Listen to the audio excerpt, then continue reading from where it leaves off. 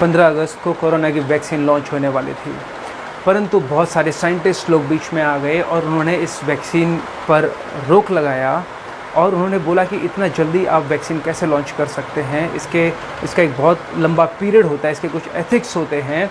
और ये जो खबर है वो सोशल मीडिया पे आई, जो मीडिया पे आई, तो बहुत से लोग कमेंट में लिख रहे थे कि ये लोग क्यों वैक्सीन पे रोक लगा रहे हैं, क्यों ये लोग बीच में रुकावट डाल रहे हैं। तो तब मुझे एहसास हुआ कि पब्लिक को मालूम ही नहीं है कि वैक्सीन्स को जल्दी लाना कितना डेंजरस हो सकता है। तो बेसिकली हमको स्कूल्स में पढ़ाया नहीं गया है कि वैक्सीन कैसे बनती है और उसको जल्दी लेके आने में क्या क्या डेंजर्स हो सकते हैं, कितना घातक हो सकता है वो, और इसीलिए वो शायद साइंटिस्ट के साथ में रिलेट नहीं कर पा रहे थे कि क्यों उसके ऊपर रोक लगाई जा रही है। तो ये वीडियो आपको वही नॉलेज देगा जो फिल इन द ब्लैंक, जो गैप है वो कवर करूँगा मैं इस वीडियो के अंदर। और आप ये वीडियो उन लोगों को ज़रूर दिखाएं, अपने परिवार वालों को और दोस्तों को जिनको मालूम ही नहीं है कि वैक्सीन्स के क्या डेंजर्स हो सकते हैं, जल्दी उसको लॉन्च करने में क्या तकलीफ़ें हो सकती हैं, क्योंकि आज पूरा वर्ल्ड, पूरी इंडिया वैक्सीन का इंतज़ार कर रहा है। तो हम देखते हैं हमारे इंडिया में कोवैक्सीन करके लॉन्च हो रही है कोरोना के लिए। इसी तरीके से कुछ टाइम पहले डेंग वैक्सिया करके फिलीपींस में अभी अगस्त 2019 में उसमें रोक लगाई गई। क्यों? क्योंकि 600 के करीब बच्चे उससे मर गए थे। अभी ध्यान दीजिए क्यों ये वैक्सीन्स में क्या डेंजर्स हो सकते हैं, अभी आपको मालूम पड़ेगा। उसमें मोस्टली बच्चे थे ये 600 में, और जो पेरेंट्स थे वो बेचारे इग्नोरेंट थे। स्कूल्स के अंदर 9 से 15 साल के बच्चों को डेंगू के लिए ये वैक्सीन दी गई थी। और कभी कभी हमारी जो इग्नोरेंस, मतलब हमारे को जो नॉलेज का जो अभाव होता है, उसका खामियाजा हमको क्या भुगतना पड़ता है। वो बेचारे पेरेंट्स की क्या गलती रही होगी। बहुत सारे बच्चों को साइड इफ़ेक्ट्स भी हुए, बहुत सारे बच्चे मरे भी। तो बेसिकली हमको किसी के ऊपर भी जीरो ट्रस्ट करना है, जीरो ट्रस्ट, बिल्कुल ट्रस्ट नहीं करना है, चाहे वो किसी देश के प्रेसिडेंट हों कि डॉक्टर हों, ठीक है। क्योंकि यही सब लोग जो हैं कहीं ना कहीं चाहे अच्छे के लिए या बुरे के लिए, इनके थ्रू ही चीज़ें हमारे पास तक पहुंचती हैं। जिस तरीके से ये डेंग वैक्सिया फिलीपींस के अंदर, फिलीपींस का प्रेसिडेंट फ्रांस जाता है और वहाँ की एक कंपनी है सनोफी, उसके साथ में वो एग्रीमेंट करता है ये डेंगू वैक्सीन के लिए। 500 करोड़ रुपए देता है, जो लोगों की जो टैक्स के पैसे हैं वो 500 करोड़ रुपए देता है। वो फिलीपींस का कुछ 350 करोड़ रुपए होता है, हमारा वो 500 करोड़ रुपए हो जाता है। WHO उसके ऊपर अपना रजामंदी जताता है ऐसी वैक्सीन्स के ऊपर। पर उस समय वाशिंगटन के एक डॉक्टर स्कॉट हॉलस्टेड करके थे, उन्होंने बोला था कि ये वैक्सीन नहीं देनी चाहिए। उन्होंने रोक लगाने की कोशिश की, फिर भी WHO ने उनकी बात को नज़रअंदाज कर दिया और इस वैक्सीन को उन्होंने आगे निकलने दिया। खामियाजा के अभी उसमें कैसा होता है कि सबसे पहले तो प्रेसिडेंट वैक्सीन लगाते हुए मीडिया पे दिखाता है, सोशल मीडिया और मीडिया पे उससे ट्रस्ट बिल्ड होता है, पब्लिक के ऊपर ट्रस्ट आता है, और वो ट्रस्ट करके हम लोग विश्वास कर लेते हैं, हम लोग उनको ऊपर ट्रस्ट करते हैं, और उसके चक्कर में क्या होता है, बाद में ऐसी ट्रेजेडीज़ होती हैं। 600 बच्चे डेथ, ऐसे बहुत सारे केसेज हैं। मैं तो सिर्फ आपको कुछ मुख्य 2-3 अभी आपके सामने बताने वाला हूँ।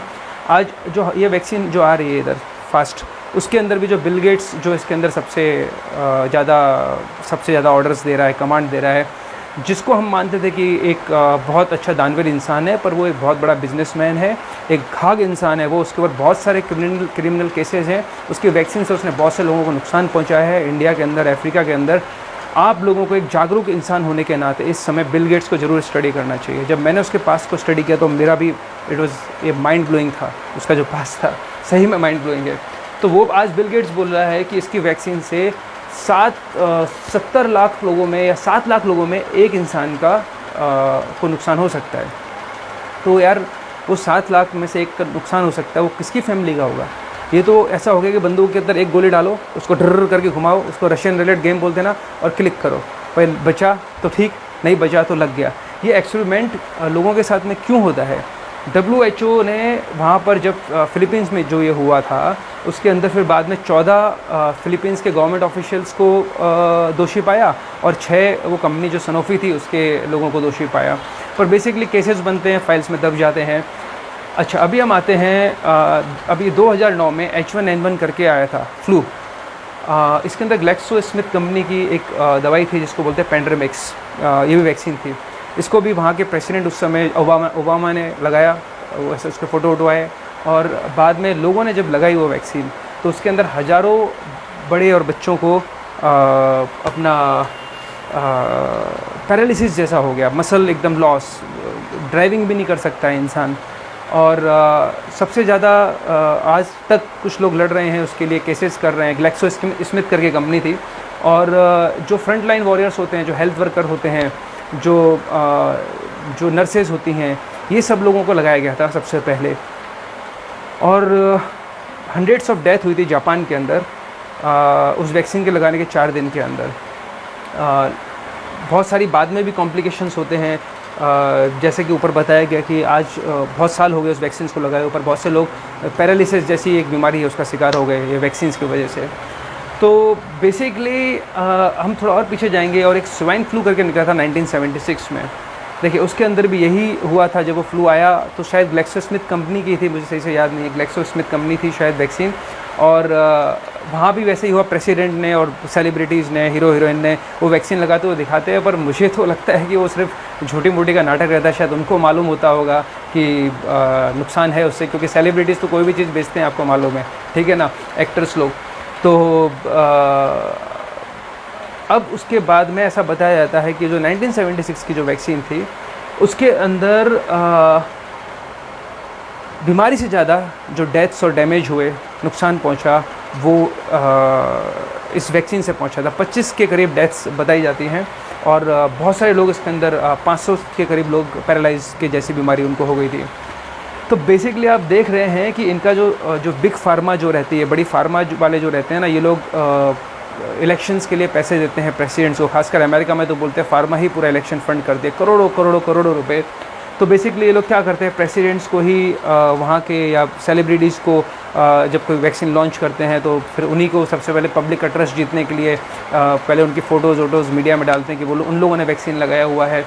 और ट्रस्ट जीतने के बाद में अगर कुछ ट्रेजिडीज़ होती भी हैं, बड़ी ताज्जुब की बात है कि कभी प्रेसिडेंट्स को और कभी सेलिब्रिटीज़ को इनको नुकसान नहीं होता, राइट। तो इसलिए मैं क्वेश्चन करता हूँ कि भाई क्या सही में वो लोग रियल वैक्सीन लगवाते भी कि नहीं। तो केसेस जो बाद में जो होते हैं, ट्रेजिडीज होती हैं, वो तो फाइल्स में चली जाती हैं, फाइल्स में खो जाती है कहीं पे। देखिए वैक्सीन का जो बनने का पीरियड है, मिनिमम बताया गया है 1 ईयर 3 मंथ्स मिनिमम।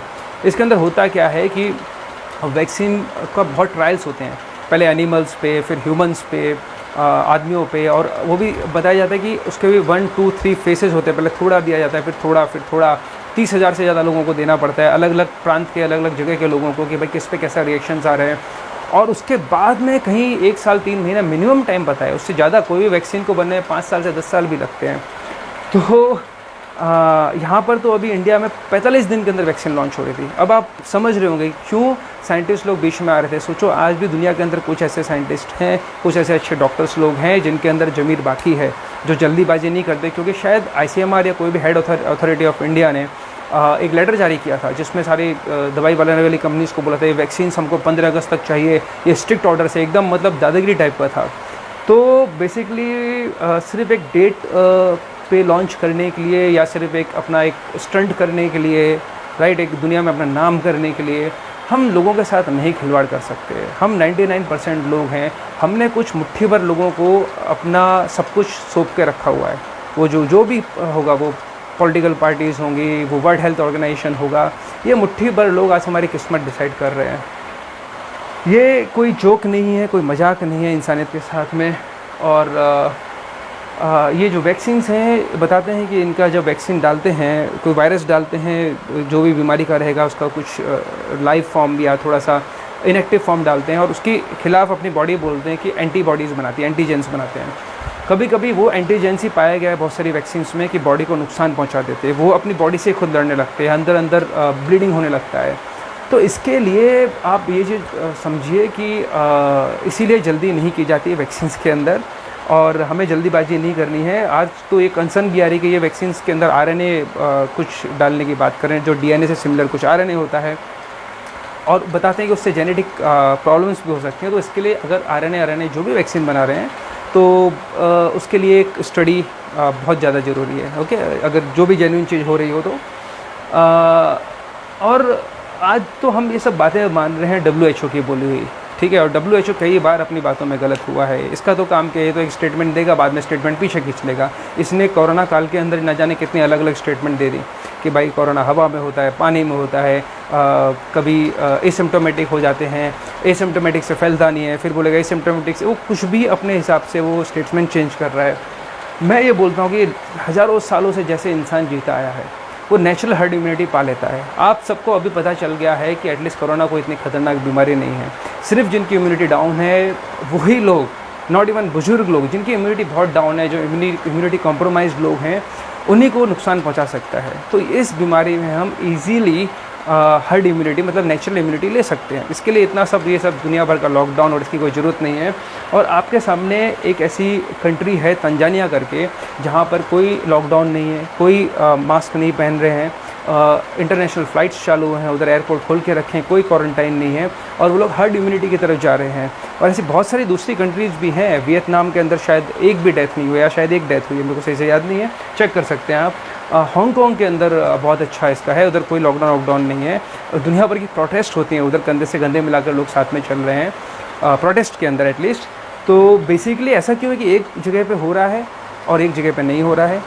तो ये तो पूरा आप इसके अंदर बहुत सारे क्वेश्चंस खुद कर सकते हैं कि हमें WHO की बात माननी चाहिए कि नहीं माननी चाहिए। WHO के पास्ट रिकॉर्ड्स बिल्कुल भी अच्छे नहीं हैं, और हम फ़ॉरेन के लोगों को अपने हेल्थ के मामले में क्यों इंटरफेयर करने दें? वो सिर्फ कुछ लोग ही तो हैं, लोग गलत भी तो हो सकते हैं। उनके पता नहीं क्या एजेंडाज़ हैं, क्यों हमारी हेल्थ के अंदर इंटरफेयर करना चाह रहे हैं, क्यों हर कंट्री की बेसिकली किसी भी कंट्री को अपनी हेल्थ के अंदर फ़ॉरेन पॉलिसीज़ को एंटर नहीं करने देना चाहिए। यहाँ पे सिंपल कॉमन सेंस है कि बीमारी कोई इतनी खतरनाक नहीं जिसके लिए इतना WHO की बात मानी जा रही है। तंजानिया ऑलरेडी बहुत अच्छा कर रहा है बिना लॉकडाउन के, हम लोग भी हर्ड इम्यूनिटी इजीली पा सकते हैं। लोग बोलते हैं तंजानिया की 5 करोड़ से पॉपुलेशन है, तो हम लोग स्टेट वाइज अपना सेम तंजानिया का मॉडल यहाँ पे भी फॉलो कर सकते हैं अगर चाहें तो। WHO की बात मानना कोई कंपलसरी और कंपल्शन नहीं है। हम चाहें तो अपने हिसाब से हमारी पॉपुलेशन बहुत स्ट्रॉन्ग है, हम 99% लोग हैं, और हम कुछ मुट्ठी भर लोगों की बातें सुन रहे हैं, मान रहे हैं। ये सरकारें, गवर्नमेंट्स तो आती जाती रहेंगी, ठीक है, पर ये अगर हम जल्दीबाजी दिखाते हैं और कुछ साइड इफ़ेक्ट्स होते हैं तो शायद वो वापस नहीं जाएं, सरकारें बदल जाएंगी, ठीक है, पर नुकसान हमारा होगा अगर हम जल्दीबाजी दिखा रहे हैं तो हमें खुद के ऊपर से सोचना है, हमें जीरो ट्रस्ट रखना है। आज का टाइम बहुत इंपॉर्टेंट है। ये सब बातें बहुत सारे लोगों को पता नहीं है। दुख की बात तो ये है, पढ़े लिखे लोगों को नहीं पता है क्योंकि स्कूल्स में पढ़ाया नहीं गया। पर गलती आप लोग ये कर रहे हैं कि आप लोग अदर साइड से इन्फॉर्मेशन ले नहीं रहे हैं, आप सिर्फ मीडिया के बहका में आ रहे हैं। मीडिया पूरी बिकी हुई है, ये मान के चलिए। फार्मा कंपनीज खरीद के रखती हैं मीडियाज़ को, जेब में रखती है अपने, ठीक है। तो मीडियाज़ की बात मत मानिए, इधर उधर दूसरी खबरों में अपना दिमाग मत लगाइए। इस सब चीज़ों के बारे में एजुकेशन लीजिए। जैसे हमारे प्रधानमंत्री बोलते हैं स्वावलंबी बनो, सेल्फ डिपेंडेंट बनो। भाई अपने हेल्थ के लिए भी सेल्फ डिपेंडेंट बन जाओ, बहुत इंपॉर्टेंट है आज के टाइम में। अदरवाइज़ अगर हम फ़ॉरेन के हिसाब से चले, WHO के हिसाब से चले, तो वो कहीं ना कहीं शायद हो सकता है कि सही रास्ता ना हो, राइट। तो हम अपना रास्ता खुद इख्तियार कर सकते हैं। इंडिया के अंदर इतना दम है, हमारे पास आयुर्वेदा है, हमारे पास वो आयुर्वेदा है जो ऐसे असाध्य रोगों को ठीक कर सकता है जो एलोपैथी नहीं ठीक कर सकती।